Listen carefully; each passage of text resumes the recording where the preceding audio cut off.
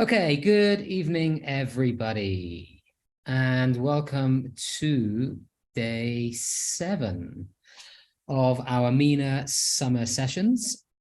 It's a real pleasure to have some of you back joining us again this evening. If this is the first one you're joining, we have a lot of the other ones that have been recorded, so you can catch up on that content as well. This is the second week, and we have 4 webinars this week. We've done 2 already. I did one on Monday. Miriam did one yesterday, and we've got one today and one tomorrow, as you can see. And these webinars, these summer sessions, have been brought to you by the MENA PD Academy by Macmillan Education MENA, which is our professional development platform and community for English language teachers in the Middle East and North Africa. And as always, the little man comes in to tell us all about it. He is wondering how we can advance learning in the MENA region. And he says, well, why don't we start up a professional development platform and community? So we're here to support teachers right across the Middle East and North Africa. And we're here to help connect teachers together and advance teaching skills, global skills, which we're focusing on tonight, inclusivity, well-being, a whole host of things. I can see Ola there in the background. You can join the MENA PD Academy. It's free. We're on all the social media sites. We've got the website. If you want to register for tomorrow's webinar, for example, you can register on the website and see all of the other recordings on there when I upload them. And you can just scan that QR code and go straight to the website. Also on the website, on the homepage, you will find our MENA Insights report. This is based on the surveys that we did in 2022. So we collated all of that information and produced a little report.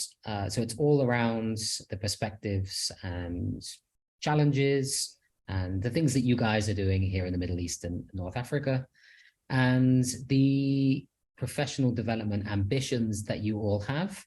We took those and we looked at the most popular ones. And if you remember from the first screen I just showed, there was several topics, one being motivation and engagement. The second was productive skills. So getting our students to be able to speak and write confidently and competently.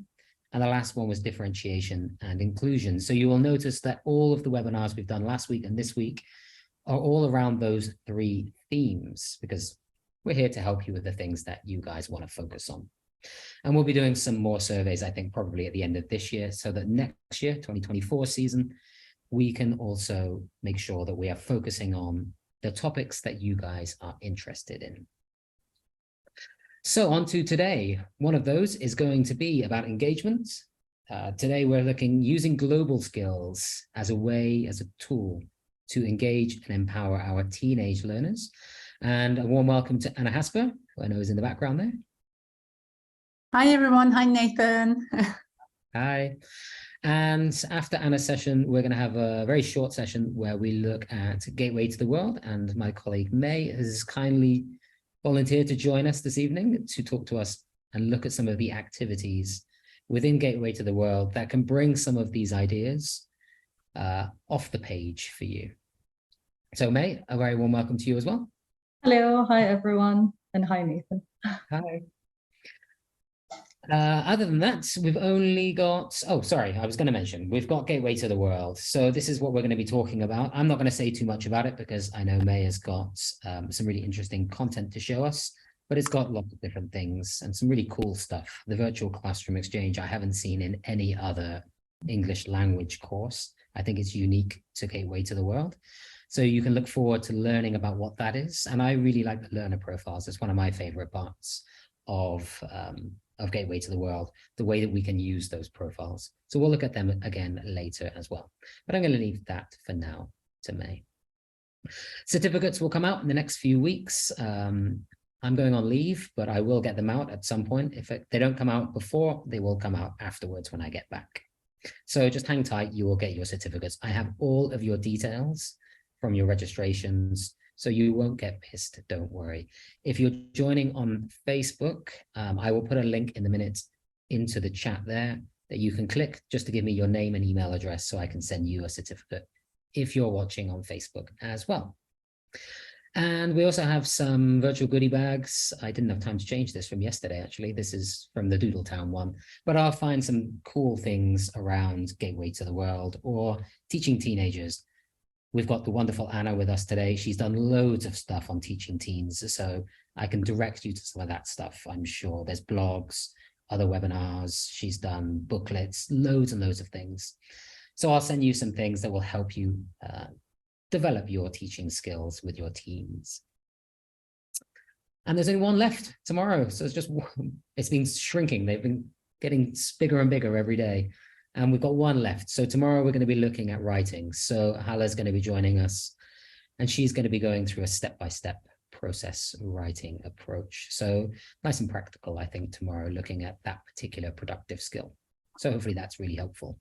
And there's the website if you want to go straight away and register. So I'm going to flutter away, and I'm going to pass the baton over to Anna. Anna, have a wonderful session. I'm going to stop screen sharing so that you can, and then I will turn off my camera and my mic as well. I'll keep an eye on the chat box. If there are any questions that you don't want to answer throughout the session, because I know you tend to keep an eye on the chat box, but if there's any that I see, and perhaps in the Q&A as well, we can address them at the end, perhaps. Fabulous. Thanks, Nathan, for doing that. So let me share my screen with you. Here we go. And get it to the right slide. So first of all, thank you everyone for joining us again. And I think so far the festival has been awesome. Nathan, you've put together such a lovely set of presentations and great variety as well with all these different topics. First of all, very quickly, let me just show you my details while I get up my chat box again. I see some familiar names in the chat box, which is always nice. If you do want to connect afterwards because you have any practical questions about how to put things in practice with teens, feel free to follow me on LinkedIn or on Facebook under Teacher Train. I'm always happy to share ideas and to give you advice if that's what you're after. Now, also very briefly, I am, of course, zooming in from home. You never know what happens to technology. I've learned again the other day. So just a quick reminder, if I disappear or if we disappear, don't panic, just go back to the link and hopefully we are going to be back soon. But fingers crossed, but you never know. So good. So summer sessions, I know for a lot of us, it is actually nearing the end of the school year, a very busy period. I was just speaking to May and to Nathan, and I think we've got lots on. So I thought, let me do a very quick pulse check with you, because it's always important that we know how our students feel if we start, for example, a new topic.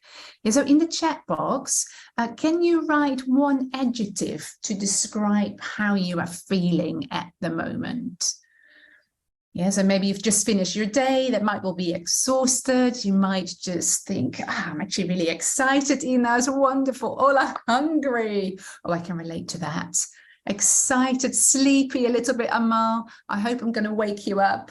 Nathan, exhausted, but I know you've got 3 beautiful weeks of holiday coming up soon. So lovely.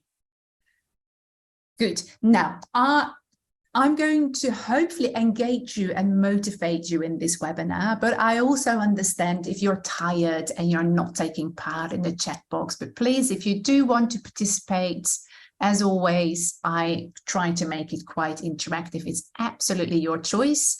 And Analia saying curious, so let's get started then and see what I actually can bring to you that you can take away and hopefully start working with next year. And if you have to leave, Benjamin, no problem at all. I know you've got exams in Algeria and that there's some issues with the internet. It will be recorded, as Nathan said, so all the sessions you've missed as well, go back to that website and then you can actually catch up in your free time in holidays. Good. Now, the second question for me is, we all teach different topics, possibly different course books, but also a different audience. Can you just let me know in the chat box if you are teaching adults, teenagers, or young learners, or maybe you teach different age groups? I mean, yes, teens and adults. I'm all saying teens, year 4, young learners, mostly 1 and 2, I mean, so young learners and teens. Great. Now, the reason I'm asking this question is that I just wanted to establish that most of these activities I'm going to talk about today are aimed at teenagers. We're looking at Gateway, which is a beautiful series. May will tell you much more about later. For teenagers, but of course the activities I have you can also use in the adult classroom.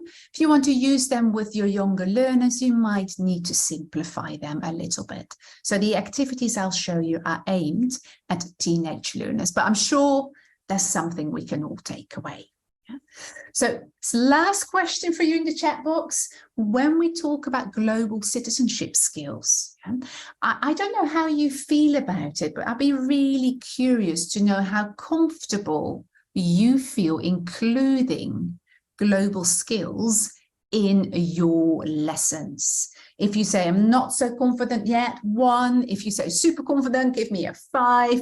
If you say, I've got no idea what you're talking about, feel free to give me a question mark.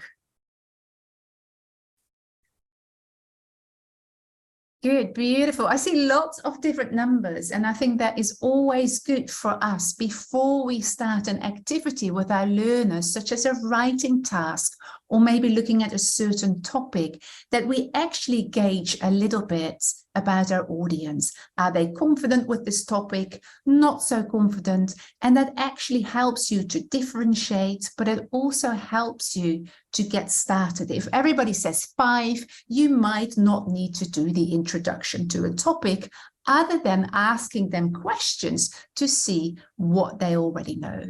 Yeah, and if you were teenagers, they might not want to say, if you're face-to-face, they could use their hand and show it in front of their chest like this. Yeah, so it's a very safe way. Not everybody sees it, but you get an idea of confidence, because confidence building is also part of our role. Yeah, building confident learners. So good, wonderful. We have a bit of a mixture. So let me tell you what I think we're going to do.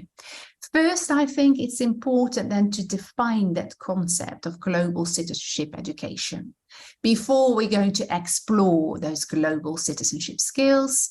And then we're going to make it practical and look at how you can bring that into your lessons in different ways. As Nathan said before, use the chat box for any questions. We're both keeping an eye on it. And at the end, hopefully, we've got some time for questions as well. So does that sound okay? Let me know if that's okay. Plus in the chat box if you're ready to get started. Thumbs up, beauty, perfect. Loads of pluses.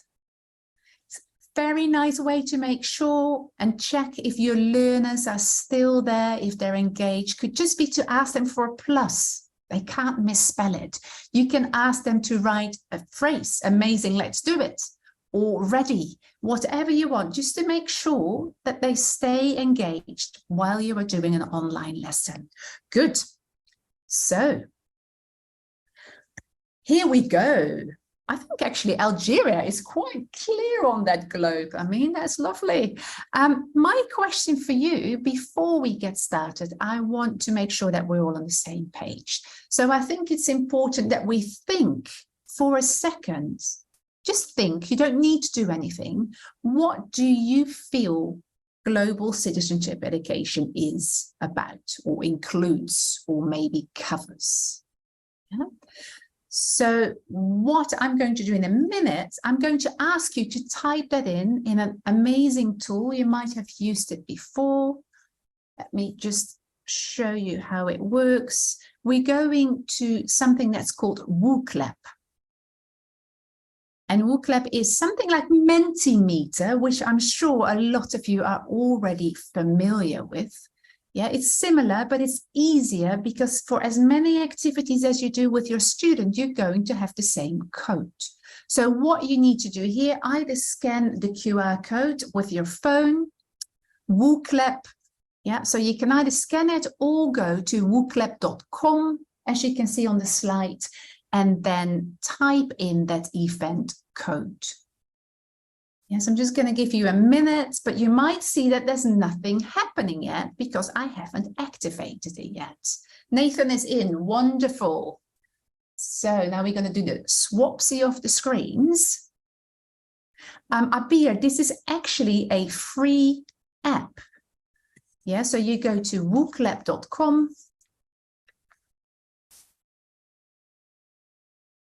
Type it in there as well, and then you need to put in the code that you can see on the screen.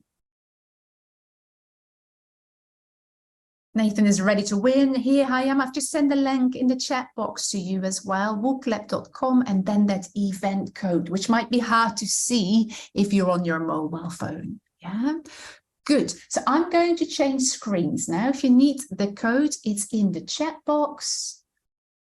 And I'm going to find my WooKlab, hopefully. And I hope you can see this. Yeah, I'm going to activate it. And now you should be able to type in what it means to you, what it includes, what it covers, what it does, what it is. There is no wrong answer. So you should be able to write something and actually share that with me. Oh, look, there we go. I can see the answers coming up. The code, Shireen, it's HGQKPF.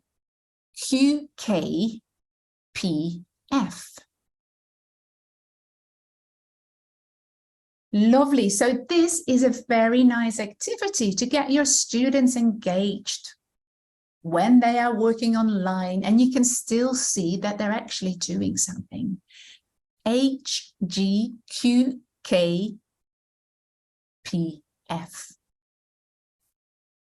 Yeah, it's in the chat box, Shireen, above as well. Good. I see lots of beautiful things on my other screen. I'm not ignoring you. Learning about different cultures, 21st century education, cultural awareness. Active participation. Good, Shireen, if it's hard to get to the WooKlab, just type your answer in the chat box. That's absolutely fine too.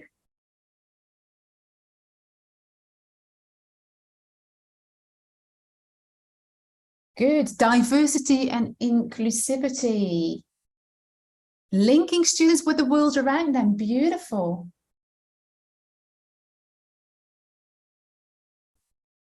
Great.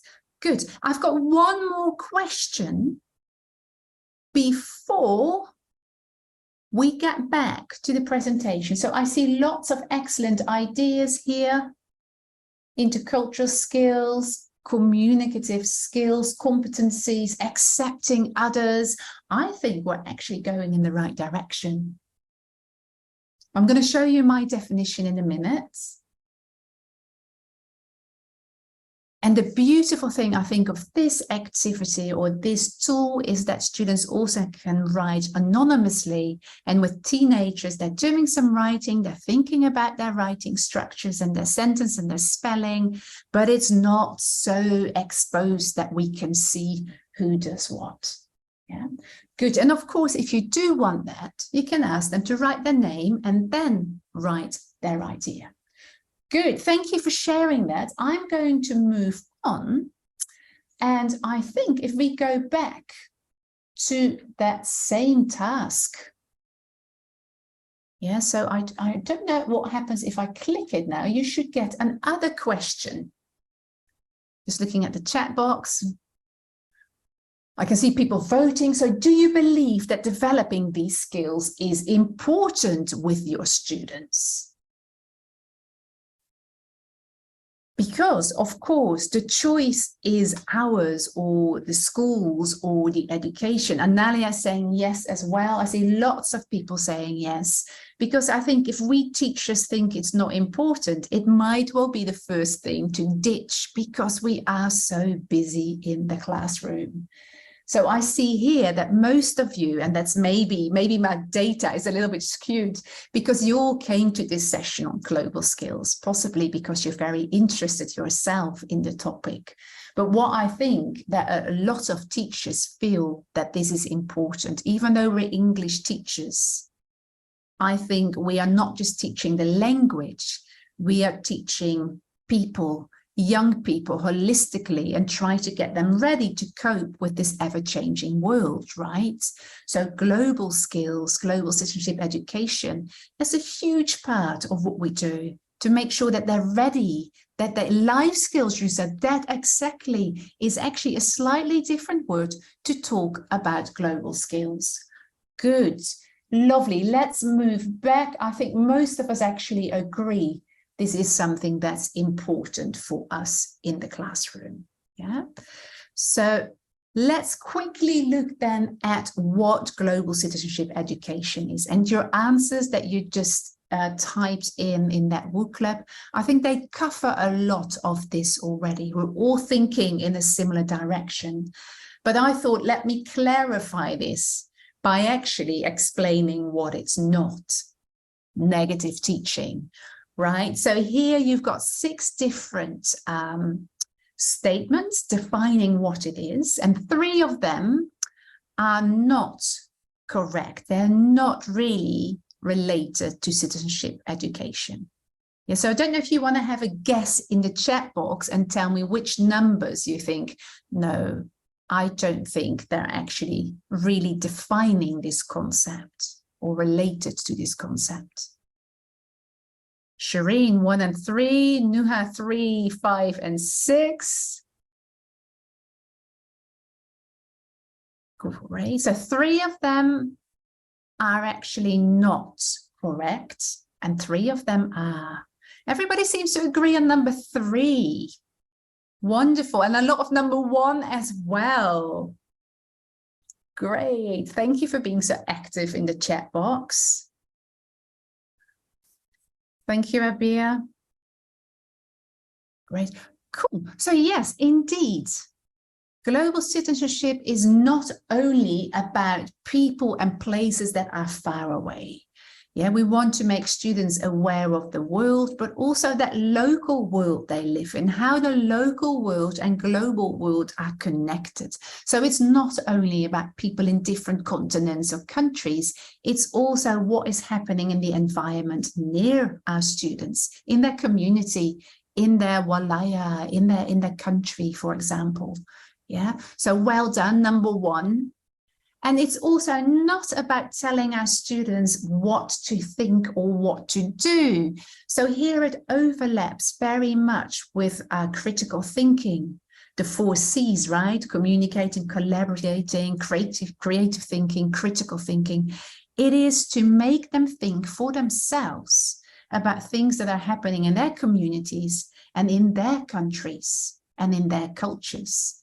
Think about it, be able to critically reflect on that. Yeah, you don't have to disagree, but you can question things, for example. And it's not our role as teachers to say, this is wrong, this is right. Let's think about it. And if you think it's wrong, why do you think it's wrong? What do you think is right? Yeah. And I think a lot of you said number 5, it's not about providing solutions to complex issues. Yeah, it's about identifying problems. There can be small problems. For example, how do we keep water cooled when it has to be, or medicines cooled when they go to a hospital and they have to go for a long way on a motorbike, for example. Yeah, so it is all sorts of problem-solving issues that students also see in their local community. Littering, yeah, plastic bottles everywhere. I'm always shocked when I see that on the highways, particularly in our region. There seems to be lots of plastic hanging around on the little bush in the desert. Those sort of issues are really important to think of in our community because they make our life better in our communities. Yeah? So we want to make students aware of what's going on in the world around them. Also about that social justice. Is this right? Can we do it better? Like education for all children, for example. And as someone already said in the chat box, giving them life skills that relates to digital skills, communication skills, relationship skills, all those things we need to succeed in work, but also in relationships with other people and communities. And it's very much about getting students to listen to their own ideas. What do I think? What do I think is important? And how can I actually act on that? So Analia, that is probably my favorite quote as well. It's actually in a booklet from Macmillan that you can find on this website. Education that changes people who can then change the world.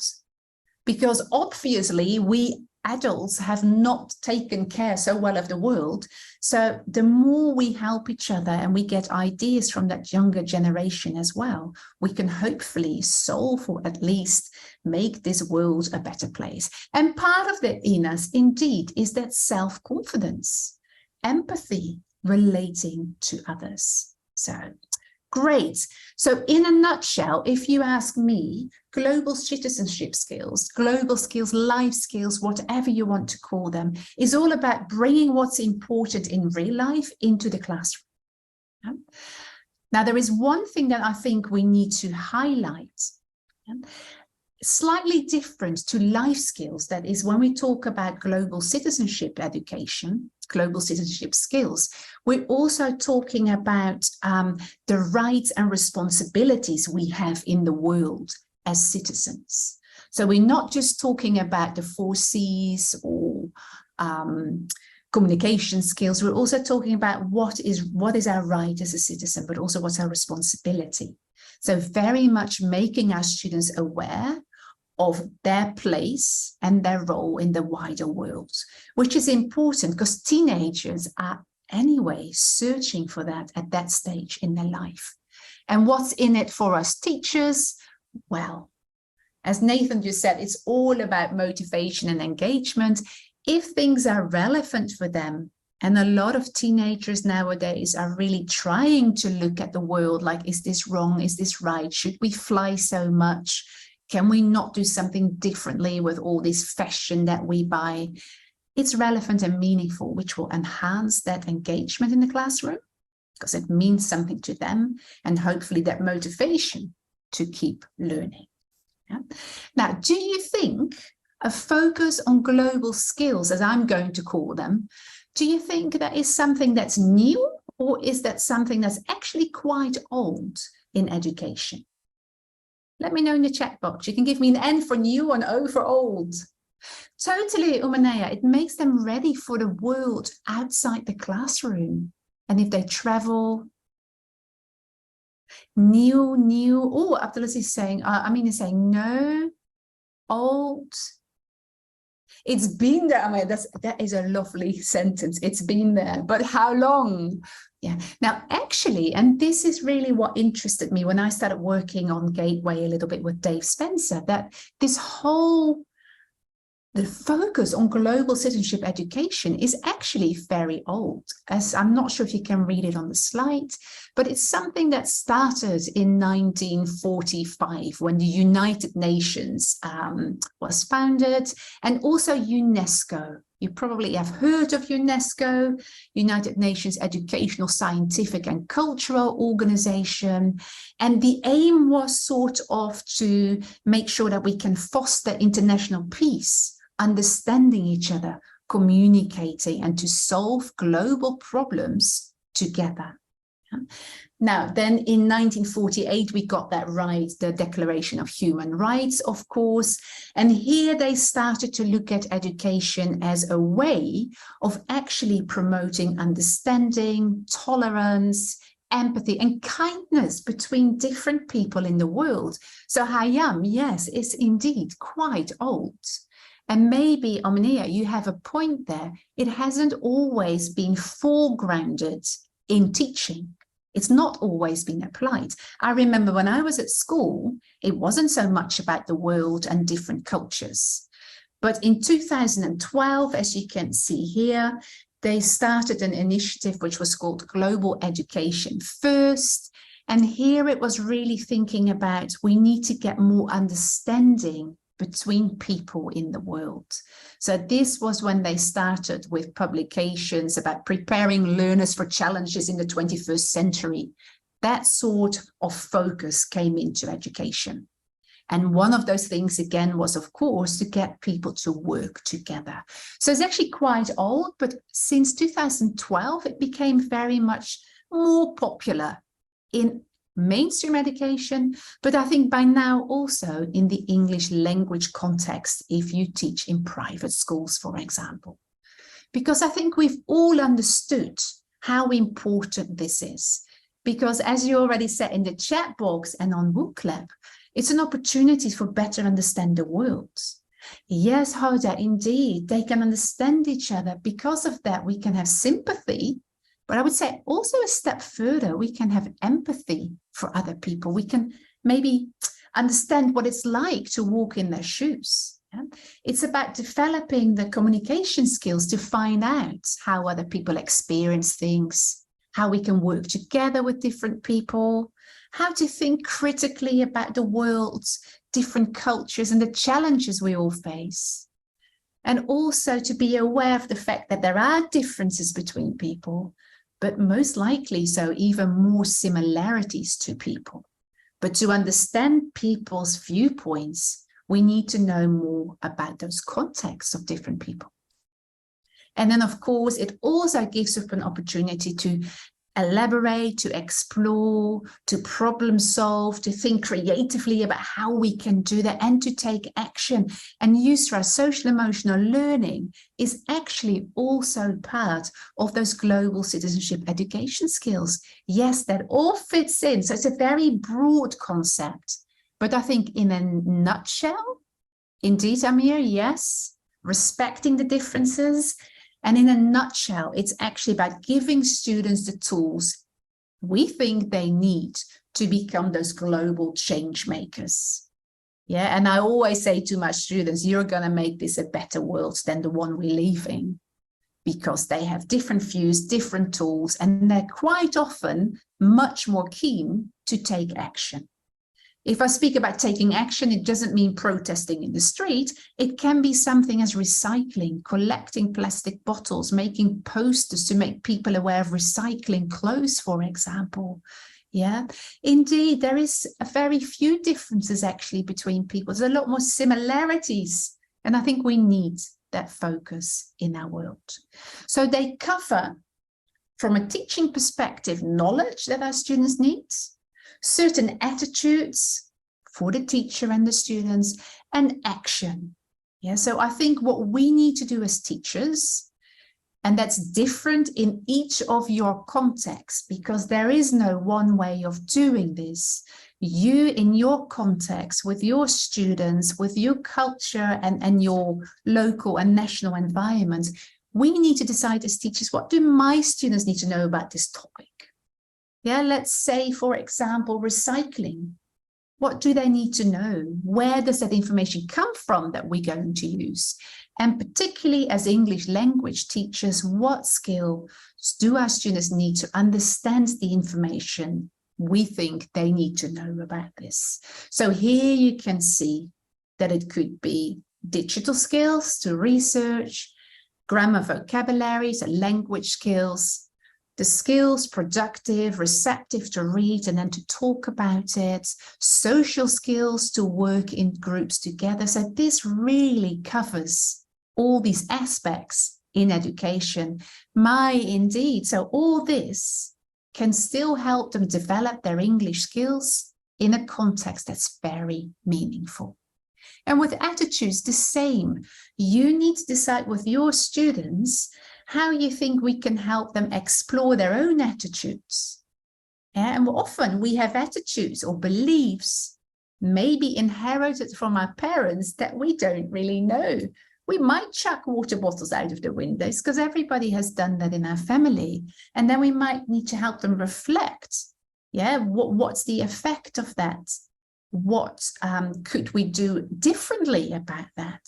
So again, for this, they need skills to think about that, maybe reflecting skills, oral skills in English when you want to talk about that, and maybe again, those research skills, digital skills.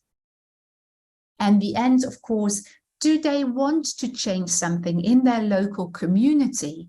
Okay, what opportunities can we create as a school, and what skills do our students need to take action? And like I said before, that can be a small action. It can be reflecting and making flyers for the school to talk about. Don't throw your clothes away, maybe give them to a friend. Little things like that. All these small differences in the end can make one huge difference to make this world and the world around them better, fairer, and more sustainable. Yeah, so I think these questions for us are really good to think of as teachers. Yeah. But that's quite abstract, right? So I think practically, I want to give you some ideas of how you could implement this in your classroom. So let's move on to the how. And of course, everything is related to language. As Mara is saying, it's all about that communication, that they become aware of the world, that they can share ideas, that they believe in themselves, that they can make a difference. I think that attitude from us teachers, Hoda, there is really important, that we actually encourage them. They want to be a change maker. What can we do? And Macmillan has lots of amazing programs for change makers, actually. And Analia, I think that is also very true. Teenagers nowadays are much more sensitive and I think much more vocal about what they feel is fair in the world and not. They're much more activist, if you want to use that word. I know when I was at high school, I don't think we knew that much about this. We didn't have the internet. I'm a dinosaur, right? So we didn't know about all this going on in the world around us. Now students can see it and they're much more clear about what they would like to change to make this world a better place. So different ways of going about this. Yeah? We can teach it implicitly. On the left side, I'm going to talk about it in a moment, but we can also teach it much more explicitly, where you have the global citizenship education sort of as a framework, what we teach. Yeah? And I don't know where my beautiful picture from Gateway went, but that has left my page. Because the example I'm going to give you now is from one of the Gateway books, but May will talk about this a little bit further, because Gateway has, as the course is actually sort of embedded in a global citizenship education framework. So, for example, you find things about attitudes in the book. Yeah, the attitudes to young and old people. And this is really related to social emotional learning. How do I actually deal with older people? Do I stand up for them? Do I respect them? Are there any negative or positive ideas about older people? So it's included all these different topics in the book. And now, indeed, Harry Waters, he is doing a lot for Macmillan to help students become change makers. Totally. Yeah. So this is a very explicit focus on trying to make students aware of all these different issues in the world and how we can actually contribute to solving this and how we can become open-minded with all those different learner profiles, as Nathan was on about, so we can help and make this world a fairer place. There's also lots of knowledge examples in Gateway. Yeah, so here is one for you. Can you help me guess? So in the UK, we throw away of every 5 bags of food that we buy. What's your guess? How many? So we have 5 bags of food we buy. How many of those do we actually throw away because they're rotten or they're off? 2 bags, Amir, Nathan as well. Omnia saying 1 or 2. 5. Well, that would mean people don't eat anything. I do think they use some of that. So I wouldn't say 100%.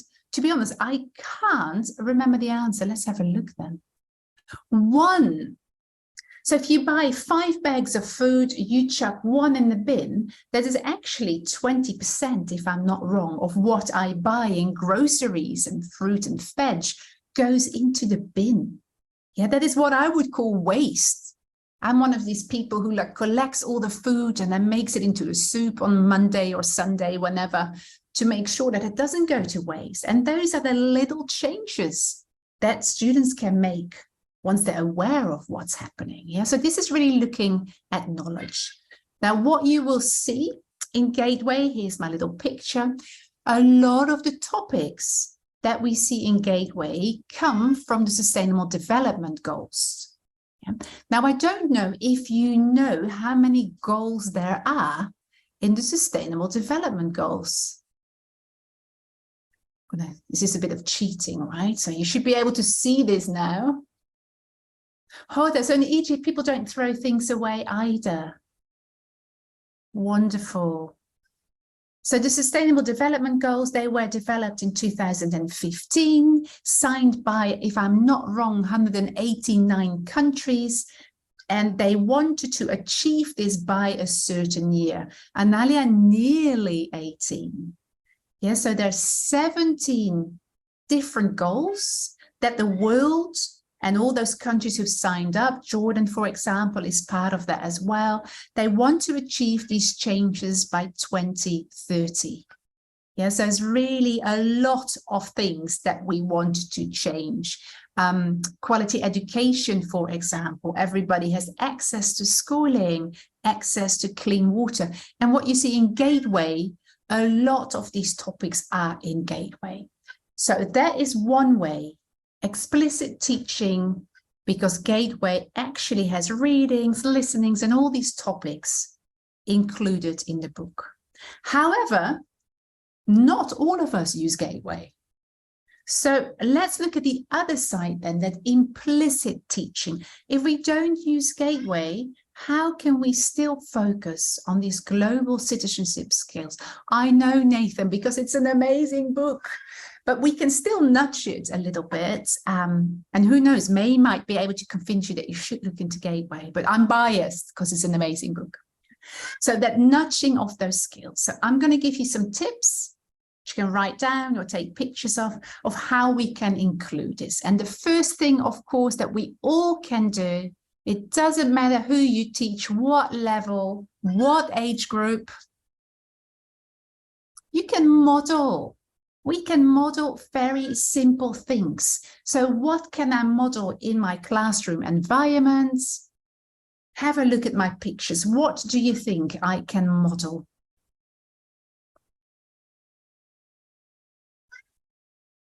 That's my cat modeling that she's got a voice too. Sorry. Omnia, you're starting next year. Lovely, great. You will love the book. And you will love the virtual exchange classroom. Turning off the lights, Amal, very simple, right? When you're not in the room, turn off the lights. Saving energy, yes. Helping hands, the second picture, the second image. Talking about different cultures, kindness, asking questions, recycling, Hoda, wonderful. And then, of course, the image on the left is that puzzle. I'm trying to show that we can work together. We can help each other. We can work as a team, rapport building, accepting others. And of course, it looks thinking outside the box. Hayan, you've got it. I couldn't find a thinking head outside the box. But yes, so thinking about creative solutions to problems that we have now. This is what we can model as teachers, right? And also as teachers, we can choose materials to teach grammar and vocabulary, or one of the 4 skills, images, for example, or text that show diversity. Maybe take an article that's not written by someone from the UK or Australia, but maybe someone in South Africa, maybe someone in Egypt in English. Allowing those other voices to be heard as well. Experiences from people maybe in Asia, whatever. What you can find that works with your students. Different role models. Yeah, role models. You have your own role models in your countries that maybe stand up for animal rights, that maybe stand up for education. What was the name again? Malala, for example, she stood up for education in Pakistan. Yeah, providing inclusive images. I think it comes down to finding resources that really represent our global world, not just that little corner of the world that we live in or is presented in some of the course books we see. Greta, yes, can't remember her last name. Greta Thunberg, yes, she is also something students relate well to, I think, because she's of their age. and she stood up to protest for the environment. So our choice, modeling by our own behavior, choices of materials. Then the second one, of course, we can ask questions. I love getting my students to think about that. Yeah. So really asking them questions. So if you know me, you know that I love images. They're great images out there on the internet. I'm always taking images when I travel because I use them in my lessons. So let's have a look then. Here's a picture for you. Yeah. And my questions would be from us is, what do you think this is about? Where do you think it is? And why? Why is this girl looking maybe sad or in this condition? Aha. So here we're opening their eyes to the world in us, refugee camp. Yeah, if students don't know that word, they can give it in their first language and we can build on that. Maybe in Turkey, maybe it's a yurt. It's a visible thinking routine, indeed. I've adapted it slightly, but it is very much a what, where, when is what we often use in visible thinking, yeah? And then the why, maybe the war, maybe there were floods in their countries. And visuals are really good, as Analia is saying there, for our students, because they speak to them. Yeah, they're really also much more memorable. So any pictures, the New York Times used to have loads of amazing pictures that you could use in your classroom. Here's the rest of your picture. Indeed, this is a girl, a Syrian girl in a refugee camp. I think this was actually in Jordan. Yeah, so it's all about what's going on in the world. Yeah. We can use it in a different way, or you can use any different image. Again, what is it that you think you know about this picture? Here we can really elicit lots of English. What do you know? They can give you facts. She looks sad, she's wearing red, she's in a tent. And write this down. Practice spelling, grammar, vocabulary. What questions do you have about this picture? And ideally, if you use a picture, you know a little bit about the background story. So you can tell them what you think is relevant for them to know about this. Yeah, make sure that it's appropriate. We don't want them to cry, but we really want them to see how different people live, and we don't all have the same luxury or life opportunities there. How do you feel about that? Beautiful question. Yes. How do you think she feels? We're looking at those social emotional skills, predicting skills as well. And I love this one. Describe what you can see. All my students are able to do that. Yeah, so we're really differentiating. Explain what you think is happening. A little bit harder, but we can things like because, since. So here we're challenging the language a bit more. Predict what we don't see in the picture. And then the last one, guess, what do you think is the message the photographer has for us?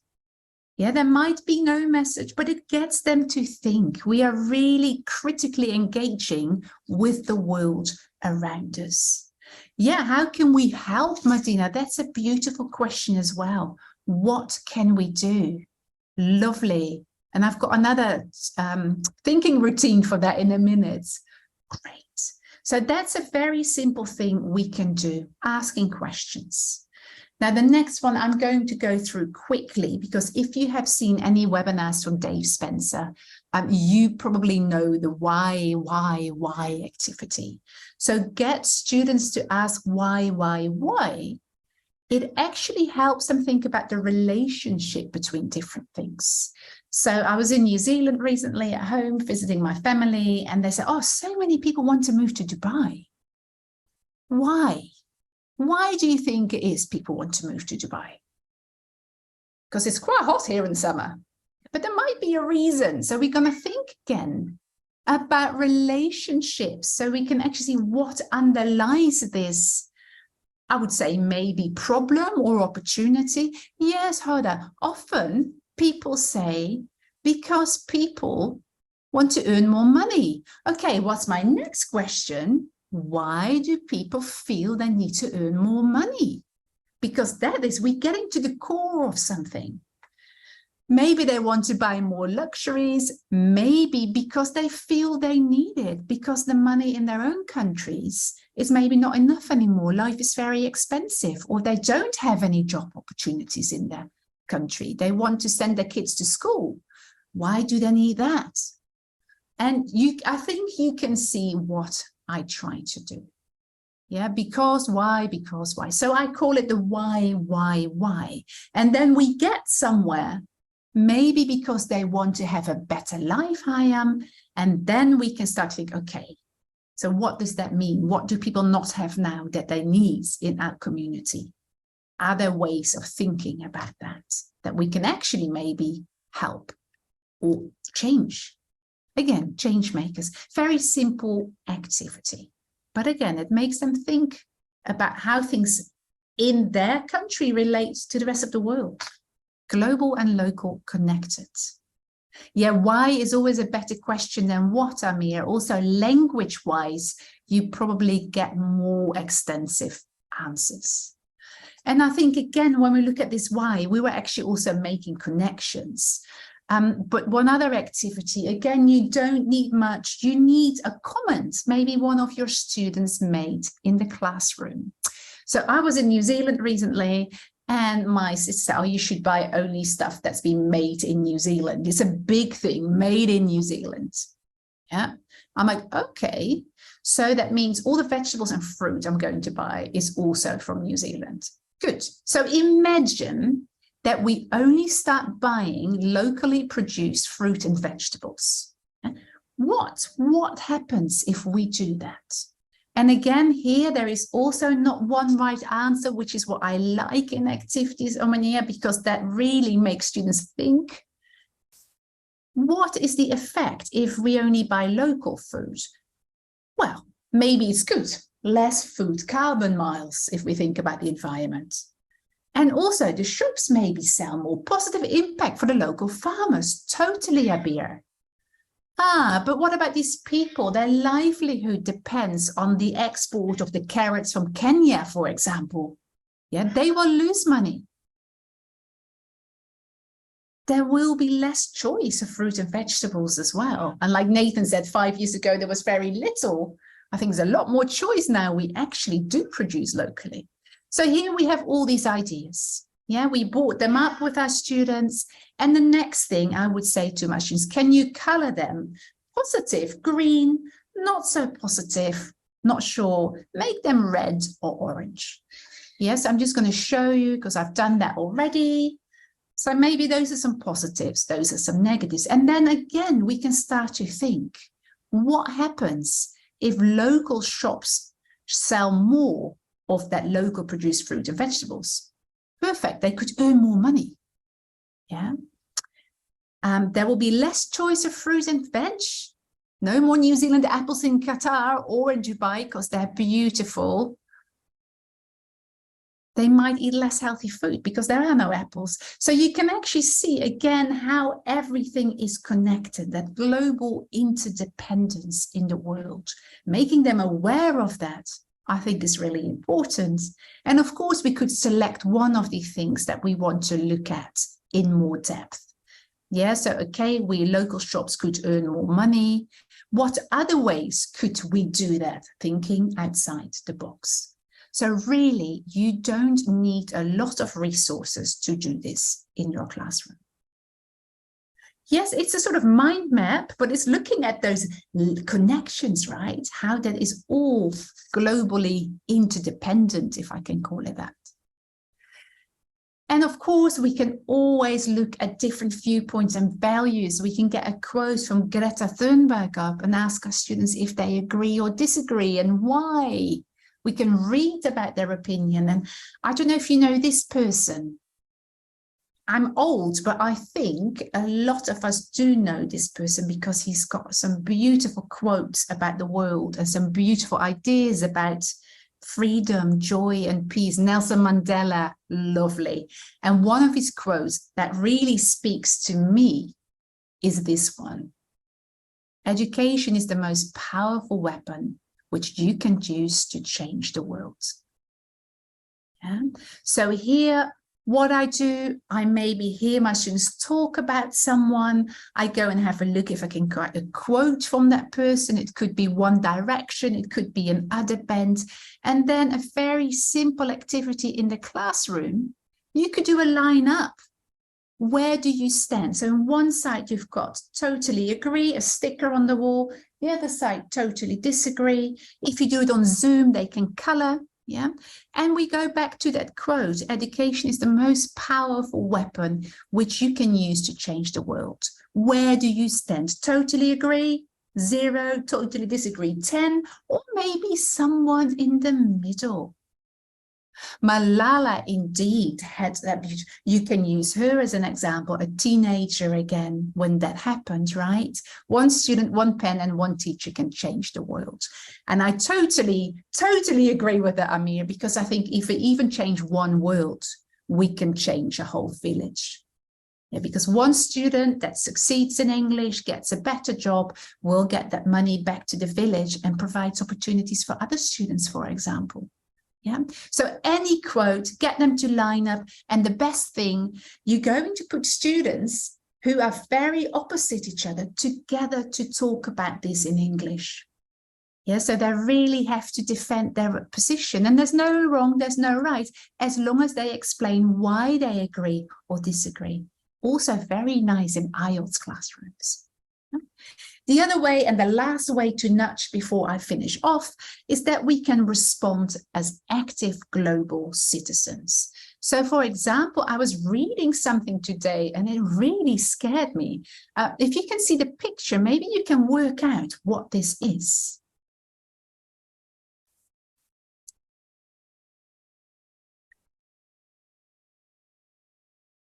Abir, it's a landfill, beautiful. So you're describing, we're getting vocabulary from our students. That is actually clouds and sand in the winds. So it's not pollution. This is in the Atacama Desert in Chile. And it's a landfill, which is 60,000 tons of discarded clothing. Because so many people buy stuff for $10, wear it for 6 months and then chuck it. So apparently, but I don't know if this is true, in satellite images, you can now see this landfill, which is only filled with disregarded fashion, fast fashion. It's a serious problem. It's waste, indeed. And this was like, oh my goodness. So what can we do about this? How can our students take action? Yeah. First of all, I think we need to select something that they want to take action on, maybe fast fashion. Then maybe they can think about the actions they can take. And then we're going to select one action, which is maybe selling my items secondhand in a garage sale. Or I've got a girlfriend's day that everybody can pay $2 and we can buy items from each other. So it doesn't go to waste, because what's old for you might be new for me. So that's a whoop whoop action, I call it. So we're going to whoop. What is the action? I'm going to have a jumble sale with secondhand clothes in my house. What do I want to achieve? That we don't throw it in the bin, but we buy each other secondhand clothes. What are the obstacles? Maybe people don't like that so much. They don't think it's clean. Maybe they think it's a bit strange to wear secondhand items. How can I overcome this? Maybe informing them, washing all the clothes, making it look good when I hang it up. Yeah, so here students can really write a concrete action plan. So they can actually, if they want, put it into practice in school as well. Yeah, whatever you want to do, we can do things like getting donations, donating it to people in need, indeed, Hoda. But I think there's lots of different ways for us that we can actually look at developing global citizenship skills, even if we don't use the most beautiful course book in the world, if you ask me, Gateway. Now, I'm very much aware of my time, so I'm going to leave you with one more question.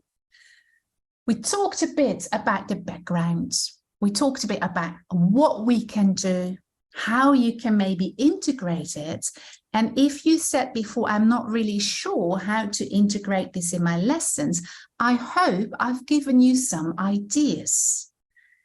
So you don't need to give me a 5, but I just think if you feel you've got one more idea, hopefully I'm very happy, because that is what we are all on about.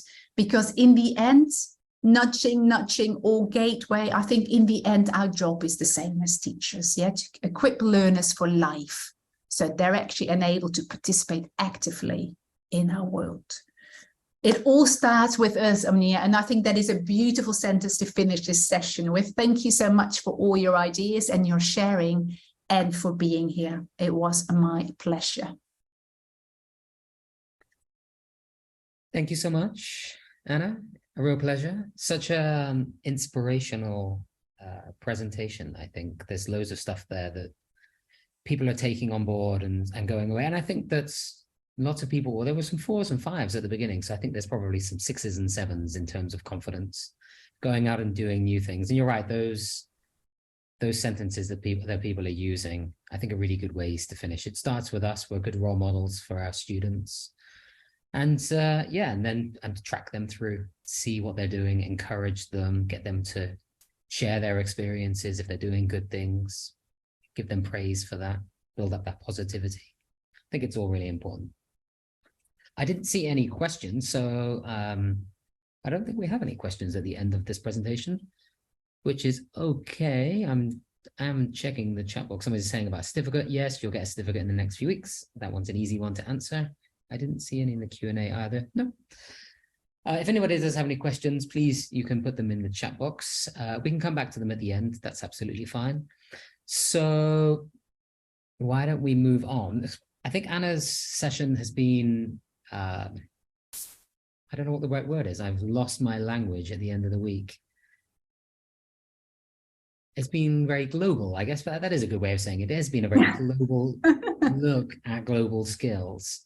So I want to invite May on, because I know that once you used one example, I did see one of the pages from Gateway to the World. But if you want to be able to bring some of these things into kind of practical activities inside the classroom and see how a course book can support those ideas, I think that we're going to see from May now some really cool examples of how the students can actually have that structured out for them, and then how they can engage with some of those ideas in really supported, scaffolded ways, I think. So if you wouldn't mind stopping screen sharing, and then I will pass over to May. May's there. Hi, May. How are you doing? Hello. Hi. I'm doing well. How are you? Good. Thank you, Anna, for the for the formative presentation. Yeah, it was really informative. Thank you so much. All right, moving to yeah. So just a second. Okay, a bit. Oh, sorry, I have to share again. It's okay. Don't worry. All right. All right. Can you see my screen? Yes. Yep. Oh, perfect. So now we're going to move into practical activities about visible thinking routines, social emotional learning, and global citizenship education, and then apply all of that in the virtual exchange classroom. So Gateway to the World gives students the chance to learn language for life beyond the classrooms. And this is really evident in great learners, great thinkers. So as Anna said, English teachers are not only English language, or teachers of language, sorry. They teach skills for life, which is really important nowadays for students to know more about life beyond a classroom. So in the great learners, the great thinkers, in each section, or in each book, in each level, we have a section for great learners, great thinkers across the 7 levels. This one is taken from B2, which is to think about the importance of creative thinking, and then the social and emotional learning, which is being curious and creative. So we're going to see here different strategies about visible thinking routines. You start as a teacher, you start with a warm-up, you ask questions about human creativity, and then you come to the part where creative thinkers, for instance, here we have think, question, and explore. So this is a strategies where students get to think before they're presented with ideas. And then they move on to the next question, watch a video until we reach great learners, which is the social emotional learning part, which we will talk about in a bit. We do have a range of visible thinking routines. So in each level, we have a different range of visible thinking routines depending on the level itself to suit the student's level. We have another one, which is share, wait, think, and discuss. So in that part, we encourage the students to share ideas, to listen without interrupting, reflect, and then they can share when everyone, discuss when everyone has already shared their ideas. Another one, which is color, symbol, and image. This one is an art-based thinking routine that helps the students to present their ideas in non-verbal forms. So we do have different thinking techniques, and we always tell our students to think outside the box, but we never present the thinking skills or strategies. So in Gateway to the World, we do have a set or a variety of thinking strategies in order to have global citizens and successful learners. We do have more of great thinkers thinking strategies, such as see, think, wonder, generate, source, sort, connect, elaborate, and the 4 Cs. So through the thinking strategies, we help our students to think critically, to think outside the box, which is the most important thing, in order for them to be global citizens. All right, so moving on to social emotional learning. So we help as teachers, we help our students to understand and manage their emotions, develop relationships, and make responsible decisions. How are we going to do that? When they think critically, they're going to reflect. Then, for instance, in that unit, since it talks about human creativity, the social emotional learning here is great learners think creatively. They're presented with a question where they have to think about it, and then it expands on the learner profile. So the learner profile basically is the qualities presented in Gateway to the World, where students should have those set of qualities in order to be global citizens and successful learners. So when I have visible thinking routines, a variety of thinking strategies to help my students think outside the box, think critically, to solve issues, whether locally or globally. And I do teach my students to develop their attitudes and knowledge to be responsible citizens, have those qualities, then they're going to be successful learners. After they're done with the social emotional learning, they're going to grade themselves from 1 to 5. So depending on how they presented their ideas, shared, and how they thought about a certain topic critically, they're going to grade themselves. On the left side, we have the competencies of social emotional learning, which is self-awareness, self-management, responsible decision-making, relationship skills, and social awareness. All right, moving on to global citizenship education. It's evident in Gateway to the World that we cover the goals in global citizenship education. So we have different topics that are engaging and interesting, where students are exposed to the world outside where they live. So it's really important for students to be exposed to such global issues and challenges in order for them to think critically and to reflect on it. So here, for instance, we do have, this one is taken from A1+, level A1 plus, helping the homeless. We do have a text where students reflect, and as we can see, everything goes step by step and scaffolded. So it's clear for teachers, it's clear for students, and with the great thinkers, the thinking strategies, it helps students to develop their thinking routine. Here's a text, making a difference. Okay, another topic about a global education, a global citizenship education is the, we're going to speak about the plastic.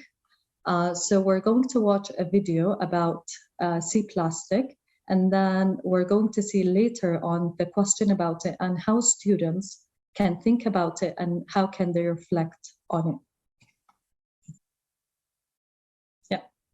So we're presented with a global issues where students can think about, they can find solutions. If they can't find solutions for that certain area, they can find solution for locally. So it's really interesting in Gateway to the World to have students who think critically and to have students who are exposed to the world outside their area. So for instance, here, the social emotional learning, great learners think globally and act locally. All right, when students have thought critically, then and discussed, share ideas, they don't only share ideas with their classmates, they can do it with the students of Gateway to the World users outside their school, so they can connect with the virtual classroom exchange. They can connect with students outside their country, where they can do projects. You have a project at the end of after 2 units, you have a project. Students can research, they can collaborate, gather information and present it. They don't only present it in front of their classmates, they can do it with students around the world. So it's really interesting for students to use the language for communication, not only for the language with their peers and students, with their peers and classmates. All right, so where we can find teachers' resources. For teachers' resources, for great learners and great thinkers, you have the scaffolded and step-by-step activities in the teacher's book, which is presented in each unit. So everything is explained, how to start with the unit, how to move on, and how to end, with a documentary video, so you don't have to look outside for an outside resource for such topics. For sustainable education, for sustainable development and citizenship in Gateway to the World, this one is found in Macmillan Education Everywhere website. You can log in, ask for a code, log in, and then you can find resources for that. We do have, it covers the goals. It tells you exactly the level and then the unit, so you can discuss it with your students. You also have more resources about global citizenship education. So you do have more than the ones you have in the textbook. You have more for your students to discuss and to share ideas and to understand the world. All right, and that's it for Gateway to the World. Hi, May. Thank you. You're welcome. Thanks so much for that wonderful little insight into some of the things that people can see inside Gateway to the World, and they can start to see why Anna and myself love the book so much, because they're learning language, but they're also being connected to so many other things. There's this integration of global citizenship education, and not just, you know, if you're looking at, I mean, one of the reasons I like the learner profile, for example, is the reflective aspect to it. So we're moving away from the idea of just saying things like, well, you need to be more creative. And they're like, well, what does being more creative look like? Or, what, I'll try and pick another one on here. We need to learn how to take responsibility. Okay, well, I can give them like simple tasks to do to make them responsible, asking them to do things or take responsibility for things in class, for example. But actually developing that skill and seeing the development of that skill over time is something that's a lot more difficult, I think. And the same with the integration of the Sustainable Development Goals. They're great goals and they're good talking points, but seeing progress in them over a period of time is actually really difficult. Unlike the language, right? You can see that you're moving from A2 to B1 and you're moving from B1 to B2. It's quite clear your language development and progress. But some of these other things, these life skills, are more difficult to track and record and show students very visible progress in them. So these types of things, being able to go back and say, think about how reflective you were at the beginning of the school year and how reflective you are now. At the time, you said you were a 2. Now you say you're a 4. What things have changed in that time? And giving them, again, that's reflection in itself, I guess, but just giving them lots and lots of different things to talk about. And there's so many good resources out there that you can use beyond. So there's loads of things. I was reading this morning that there's a 2nd season of Our World, if anybody knows David Attenborough. So you might want to go online and watch some of them, because it uses nature and different types of nature around the world, and then also the human impact on that nature and how that's all interconnected as well. Looking at that video, it throws up lots of questions. We need cheap fruit and vegetable because of population increases, and we don't want to move it around the world, as we've just mentioned, but that has an indirect impact. And I think in the future, our students are going to need to think about the indirect impact and consequences of things that are happening, both in their own lives and around in the world around them that does affect them. So if you're thinking about your own son, May, he's going to need to think about all of these different types of things in the future. It's not just what's happening in Jordan and that affects me. It's what's happening in Europe. It's what's happening in Asia and how all of that interconnects, I think.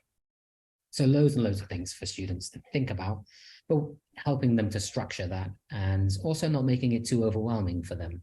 Because if they just learn these things through the media, through social media or through watching the news, it's a bit doom and gloom, right? It's a bit, the world is going to come to an end and we're destroying everything. Whereas actually, no, we can think about it. We can delve into it a little bit deeper. We can question the news. What's fake news? What's not fake news? Who's telling us what? Where does that perspective come from? So loads and loads of things for our students to think about. And after they do that, I mean, another nice thing about Gateway to the World is, as you mentioned, that collaborative project that they get to do. So they do their units, but then they get to do these projects as well. And then they can connect with other schools around the world. And if you want help, if you are using Gateway to the World, or if you're thinking about using Gateway to the World, and you want to use this virtual classroom exchange, get in touch with myself, get in touch with May, get in touch with the Macmillan Education MENA team, and whoever's responsible in the area that you live will help you to sign up for it, get you how you can figure out to use it, how you can connect with another school, where they are. You need to think about time zones, but it's it's designed to be as simple as possible, right, May, to connect. Yeah. And another point which is really important, asked by teachers, is that they can do it at home. It's only allowed in school when the teachers accept the virtual classroom exchange. So this is an essential point where students can't connect at home. Oh, yeah, that's right. So it's all controlled by you, the teacher. So they have no way of talking to other students or other teachers in other places. You are in complete control of that interaction. Yeah. And it's all around sharing the collaborative project. So it's very direct. You're going to connect with this school. We've done this project. You've done exactly the same project, but we want to see how students in your culture have approached that project, what ideas they have, what things they've created. And then we'll share our stuff with you and we'll see how different students from different parts of the world engage with the same topic in different ways. And we get ideas from that as well. Amazing. Thank you so much, May. It's such a fascinating topic. Yeah, as Anna mentions there's a wonderful guide to using this exchange. May, if you wouldn't mind stop sharing, I'm just going to reinforce the last few. Oh, I've lost it. That's strange. Hang on a second. Where's that gone? I'm just going to share my last few slides. There it is. Didn't give me the option then for a second. So another wonderful day today. And of course, we've got one more webinar coming up tomorrow. Before we go though, so if you want to get involved in some more of this topic, we have our Advancing Futures program. So this is not in the MENA PD Academy website. It's in the macmillanenglish.com website. So you can go in and explore the Advancing Futures. And that's got its 3 strands. Yeah, it's got diversity, equity, and inclusion, global citizenship education, and the sustainable development goals. So there are 3 strands to that particular program. And we've got lots of resources, webinars, blogs, all sorts of stuff to support that program. I've got a question here. Type it down. The advancing, which one? Sorry, Shireen, I've lost you there. And the other thing that we have is Changemakers. So we were mentioning this project. Oh, the website. Yes, I'll write the website. In fact, Anna, if you're in the background there, can you write down the Macmillan English website? Within Advancing Futures, we've got something called Changemakers. So if, for example, your students do create one of these projects and it's around something to do with global citizenship education, also the sustainable development goals, they can now share that on something called the Changemakers website. It's called Changemakers World, and it's a student-facing part of the website. And they've just made a little video, so you can see just how simple it is for your students to share their projects and their work. All they do is they go to this website, and I'll share this video with you. They can add a contribution. Actually, sorry, yep. And it's super simple. You write a title, you choose a category, and then you write a little description. You upload some pictures or a video or some kind of media. Let's say they made a poster, you take a picture of it. Maybe they created a little video on an app. You can upload that. Put your name, your class name, your email, choose what segment it's for. And then you just need to let us know where in the world you actually are, so that when people go to the Changemakers World, they can know that you are in Algeria or that you're in Egypt. Upload your picture, use your file, check your details, make sure everything is correct.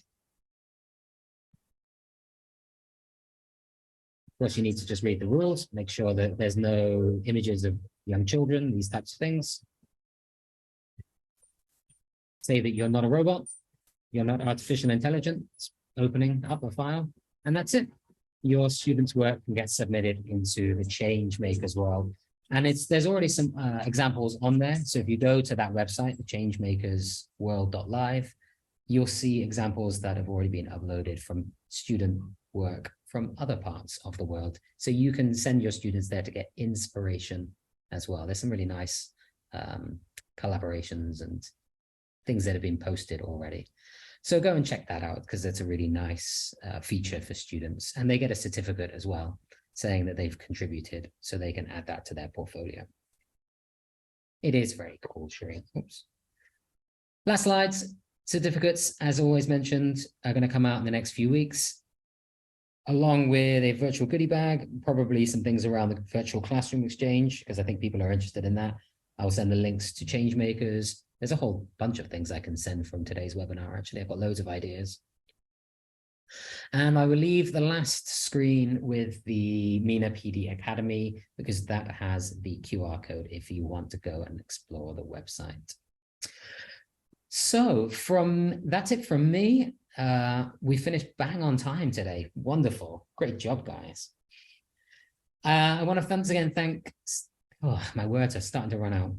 I would like to once again thank Anna Hasper for joining us this evening. Anna, it was an absolute pleasure having with you, as it always is. Thank you so much.